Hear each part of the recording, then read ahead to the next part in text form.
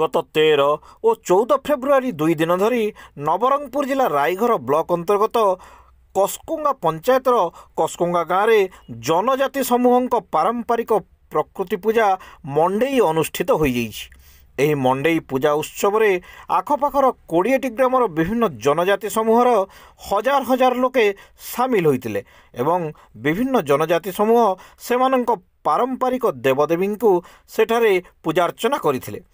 मुंद्रा दरबार सातपाली गौतिया सुखदेव गोंड तांकर प्रत्यक्ष तत्वबधान तथा शुक्र पूजारी पांड्रा पूजारी और टांगरू गयतांक पूजापाठ रे कसकुंगा पंचायतर सरपंच राजमोहन गंड मध्य कार्यक्रम रे जोग देइथिले।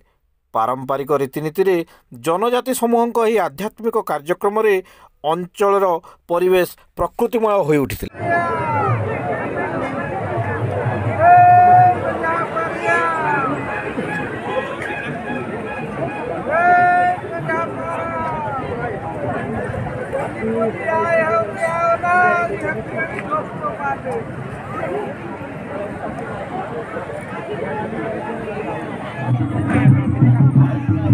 हम